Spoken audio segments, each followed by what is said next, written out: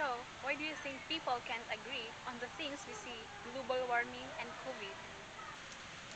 It's these two philosophies colliding. It's two philosophies. We have philosophies of religion and law, which are clear-cut and unchanging. In all the world's major religions, Christianity, Judaism, Islam, and even in Buddhism, there are things that followers of these religions believe are absolute truth. And the law is all about, if it's not in the law, it doesn't count. So we have these philosophies of absolute thought, and we have science, and to some extent Buddhism.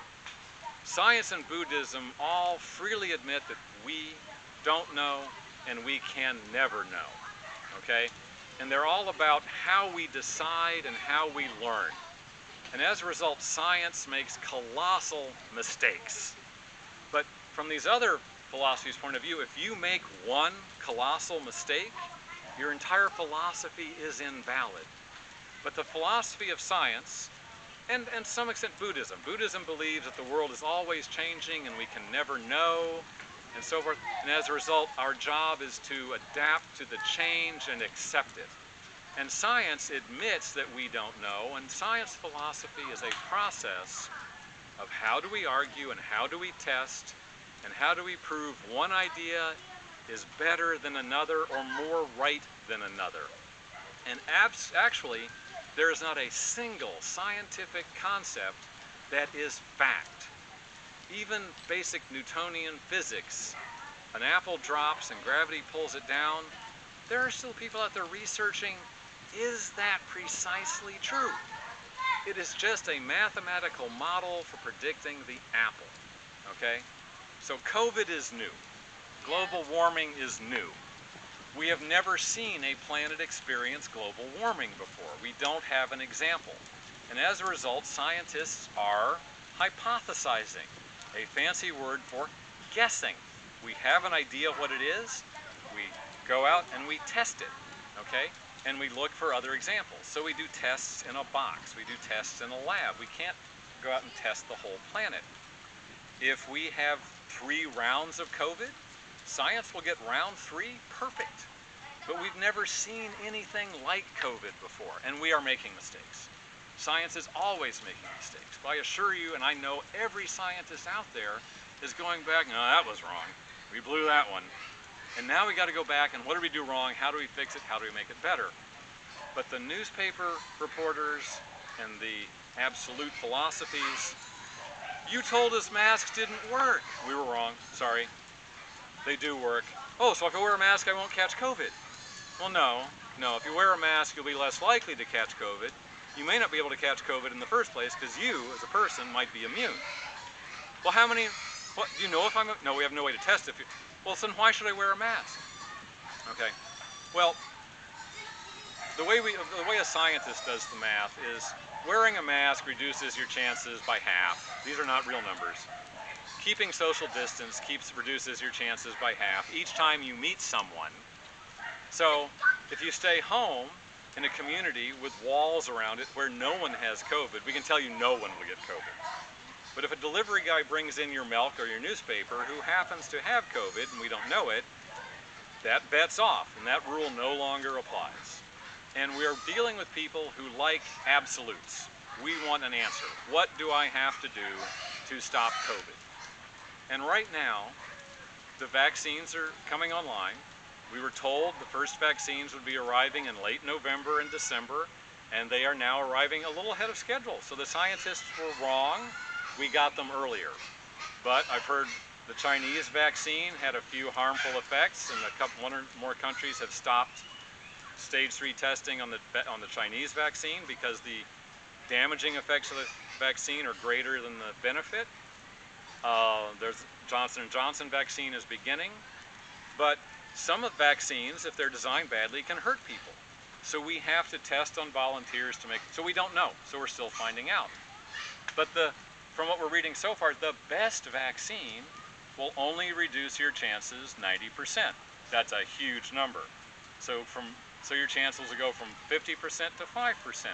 But even then, we can still catch it. But what's called herd immunity when 90% of the population is vaccinated and 90% can't catch it, COVID will stop propagating so fast. And then herd immunity will begin to work.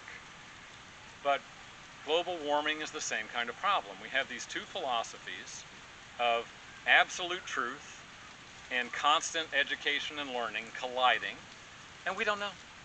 We really don't know how to stop global warming. We have ideas. I have my own idea. That's my whole project. There's an idea of how to get power that will work, and that's what I'm trying to get funding for. But we don't know, okay? What we do know as a scientist, I can prove this mathematically. If you have a system that is working and you add a constraint, like you have a 5-day work week, Monday through Friday, and you say now you cannot work on Wednesday. If you add a constraint, that constraint can never make it easier. The best you can hope for is it makes no change. So if you have people who work from 8 to 5, Monday through Friday, and you say it is illegal to work from 5 until midnight, that constraint will have no effect on the people working from 8 to 5 because they were already not doing it. But when we start putting in rules, as scientists, when we start putting in rules that you have to get your energy renewably and change what you're doing now, there must be an effect. Hopefully the effect of healing the planet, obviously. That's the effect we want. But there will also be effects we didn't intend. And having watched this debate and battle since 1976, and actually before 1976, the biggest impact on of preventing global warming is cost. At some level, somewhere in the system, it's going to cost us, the human species, money, time, and effort to find a way to get renewable energy that can save us. And most of the systems we have out there now, wind, solar, ocean, geothermal, biofuels, almost all of those were funded by government taxes. And for the people who look at the economic side, they look at it and say, that was all of our tax money doing what you guys believe, and you scientists can't even prove it works. And for 40 years of doing this, they have poured money into this, and it really hasn't done the job. And it still isn't doing the job. And there's a young environmental spokesperson out there named, I think her name's, forgive me Greta for mispronouncing, Greta Thunberg from the Scandinavian, I believe Norway or Sweden, sorry, who asked, and many others, who asked the question, why aren't adults doing something? And we are trying. It is hard. The real question that should be asked is, why can't adults agree on what we should be doing? And that comes down to money. I have an old friend. We met each other when I was 18 and he was 19. He got a PhD in physics, in quantum mechanics and predicting electron spins, and now he does predictions of missile orbits. One of the most brilliant people I have ever known, but he is in the absolute group. I got a master's degree in rocket science and building complex airplanes and how to get men to the moon and save the planet and so forth. And he is on the tax side. He says, as my right as an American, the government does not have the right to take my money to spend it on projects that I don't believe we need or will work. And back 40 years ago, he and those on his side would clearly argue it's just too expensive. It's going to be too expensive to fix it, and the risk is not that high. But that argument didn't do so well, because we started to see the environmental damage and the cost of remediation.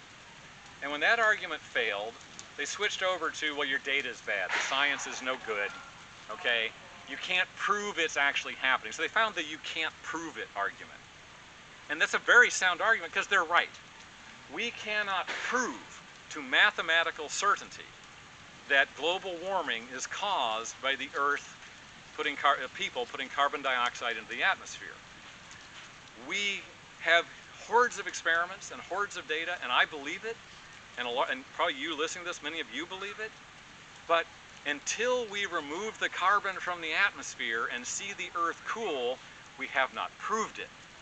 And these absolute mathematicians, physics, people of that frame of mind, unless it is absolutely proved, It's just a theory, okay? And it imposes a risk, and we don't want to pay for it. I don't want my tax money coming out of my wallet so I can't, feed my child to save the planet. Okay, that's their side. On our side, 40 years ago, we knew it was going to be expensive. We knew that the best turbines, the best solar panels, so forth, and we also knew there would be incumbent ecological damage from doing the ecological power. We would have to put solar panels on the ocean. That will change the light levels going down to the life underneath the ocean. We would have to put windmills up into the wind. We would be slowing down the jet stream. Birds would collide. We knew all these things, and we researched them, and we minimized them, and we reduced the risks, and now they aren't so bad. But those absolutists pull back the old reports of the birds being damaged and all this stuff, and those reports were valid, and they show them to people. Oh my God, windmills kill birds. Yes, windmills kill birds. That is a fact. How many birds? That's the question. Do we kill 10 extra birds per year to get 20 gigawatts of power? That's an acceptable price. But and parts of the world are getting really good results. The Scandinavian countries, Scotland I've read is 100% renewable. Spain is on the way. The US is only 11% last time I checked. In 1920, the US got 40% of its energy, and I can't tell if it's energy or power from the documents, from hydroelectric dams. That was renewable energy from hydroelectric, and now we're at 11. We've lost ground. The Philippines, 10 years ago, committed to 50% renewable by 2030. In 2010, they made that commitment. At that time, they were 35% renewable already. They have added hydroelectric dams. They have added solar panels. They have doubled their renewable energy generation. But the little cell phone you're watching me on, the laptop, the videos, the big widescreen TVs, we used to have one of those in our house. Now we have 5 and 6 or 10, if you count the handheld devices. Now we have electric cars. The demand for energy has gone even faster. So now, despite doing all that good work, the Philippines is down to 23% renewable energy. And America is in a similar state. We keep adding renewable capacity, but the demand keeps climbing and it's not catching up. So to achieve cooling, I don't want to freeze the world's temperature. I want to achieve cooling. I want to bring the ocean pH back down, and I want to get the Earth to cool. We need to do better than Kyoto. The Kyoto Accords only wanted to lock the Earth to 3 degrees Celsius, I believe, global energy rise. We're almost there now, all right? So even if we achieve Kyoto, we do not remediate the damage, right? So because of all and because we know it costs more, you'll hear statements from the renewable side first denying that it costs, okay? But we can show you that the cost of wind energy worldwide, you will find countries, Saudi Arabia, Scotland, so where they have renewable energy that is cheaper than fossil fuels, fossils as I call them, burning fossils. In those areas, it's true. So a good environmentalist goes and finds an area like somewhere in the Saudi Arabian desert where solar is cheaper than fossil fuels. Well, that's because this country doesn't drill its own fossil fuels. It has to pay for them. And because this country has an entire expanse of open desert that nobody owns, and they just keep covering with solar panels. So for them, it's cost effective. In America, we would have to find land. Now, wind is the most successful technique in America because we found a way to rent a pylon space for a windmill, put it on a farm in the Midwest states, and put a high-rise size windmill for a very low-cost lease for the lease and the wires to get the power. But that space is running out. So now we're going into offshore wind. Because right now, to power America, I'm an American, to power America on wind, we need to multiply the amount of wind we have by 40. To power the electricity by wind, we only have to power it by like 12 to 15. We're 7% now. But if we are going to convert the planes, trains, automobiles, subways, and everything to electric to get rid of burning the fuels, we're going to have to, and heating. A huge chunk of American energy goes into heating. If we are going to move heating and all those others into electricity, our electric demand will become our total consumption. All right? In which case, right now, wind energy in America is about 2.5%, more or less, of total U.S. consumption, and solar is about 2%, 2.5% of total U.S. consumption, and hydroelectric dams are 5 or 6%. These numbers may be wrong. And as a scientist, go check me. A scientist loves to be corrected, to learn. I'm going from memory on this piece, and I have an entire website with the real numbers. But basically, we are going to have to multiply our renewable energy by 10 to go from 11% to 100% by 10 to meet today's demand. And by the time we get there, that demand may have doubled. So we're going to have to take it up by a factor of 20 to actually do it. All right? And there are successes. So what the environmental side do is, I don't see them as being much at fault as the other side. They aren't denying humans did this. But we all tend to deny the cost. Oh, the money is not the problem. It's not about money. Well, let me assure you, I had someone online the other night tell me that, no, these people love petroleum and coal. If you've ever held a lump of coal in your hand, it's a dirty black rock that makes a mess. I assure you that no one loves coal as a thing. And petroleum itself, here, have a glass of gasoline. No one wants a glass of gasoline hanging, they don't love petroleum. What they love is they love the power and money that comes from petroleum and coal, okay? So my goal is to refocus this debate on economics and get it back to, are batteries cheaper? Is submerged hydrogen cheaper?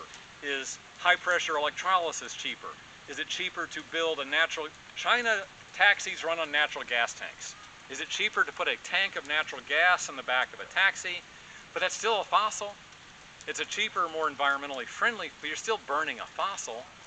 So if you are doing well, and you can go and buy a new Tesla or a new, I forget the GM brand, a new electric vehicle or a smart car that runs electrically, and it fits in your budget, and you can pay the power bill, you feel that it's not about the money. You're willing to spend that small amount of money for your perspective to help the environment.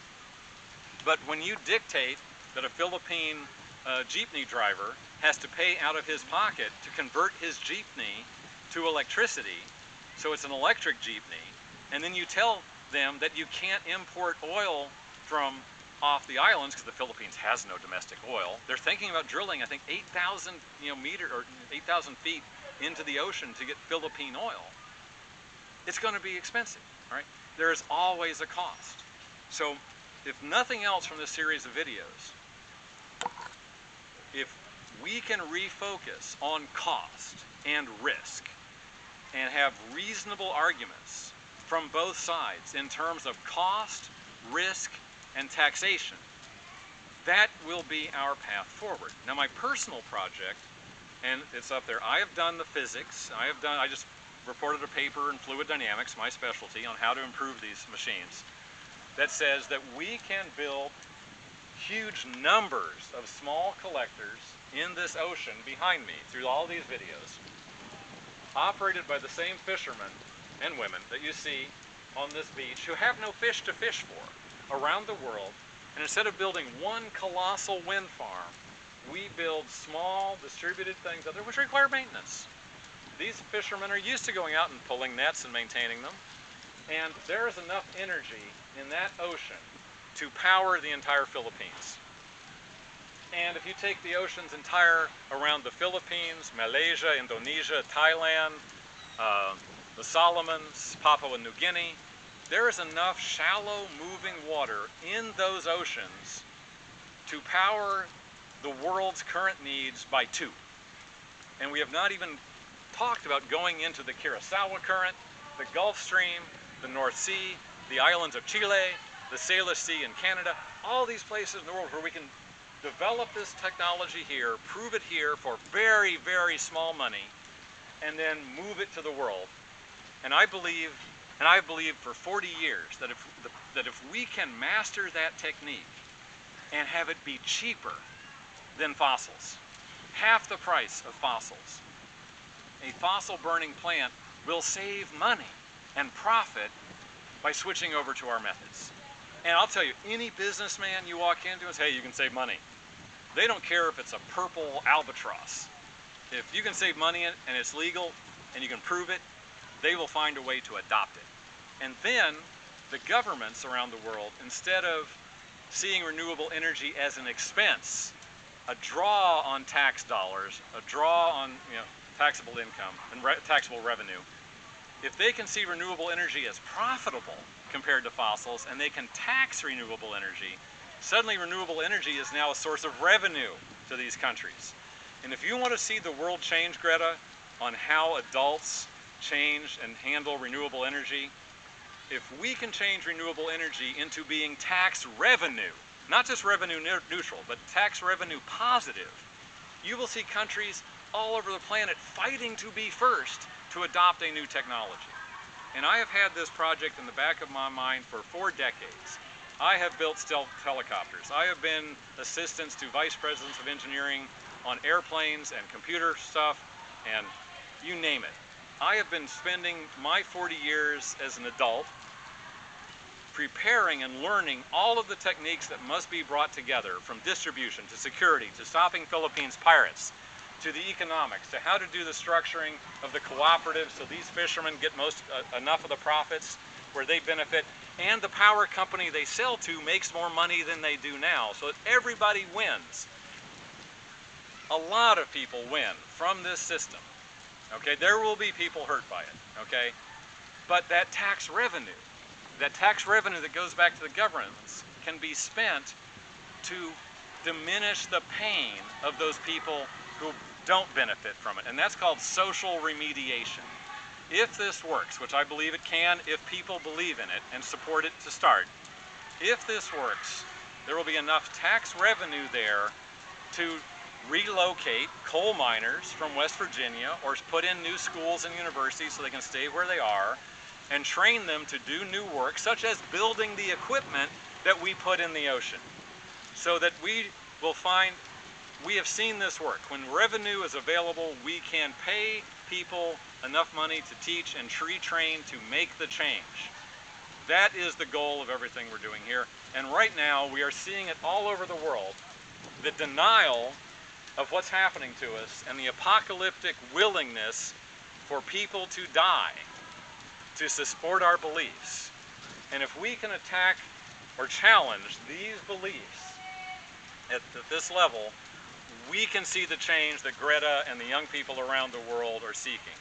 Now, this morning, my local partner on this, went out and started paying some children to pick up trash off this beach. Little kids. She was paying the equivalent of, $1, US dollar to pick up. I think she got like 10 bags of trash off this beach. And the question the little kids asked is, why are we picking up trash? They said, because it doesn't belong here. And the little kid said, but trash is natural. There's always trash in the ocean. There's always been trash in the ocean. And Belle will be doing her own video shortly, on her own. But when the children of the world in these developing countries believe that plastic bags and bottles naturally come from the ocean, it's the same as the New York City kids I knew growing up who believed milk comes from a box. Okay? If this is what the impoverished and developing young people around the world believe, we've always founded our hope on the young people would understand the need and change it. But that trash has been coming out of the ocean for probably 3 generations of Philippine families. 60 years, maybe 80 years of Philippine families are used to the world's trash washing up on their beaches. It's natural. We have all of these problems to face. We need to focus on what we can agree on and break our own bubbles of denial. Getting renewable energy to work will require investment and money. We have areas that have gotten over that hump and they don't need it anymore, and we keep citing them as we don't need it. But other parts of the world do need it. Putting a windmill along these beaches and out in that water, the Philippines just went into debt for the next 2 decades paying for COVID testing kits. They have no more, they can't even borrow any more money. There is no money to build the turbines. And that's the thing we're facing.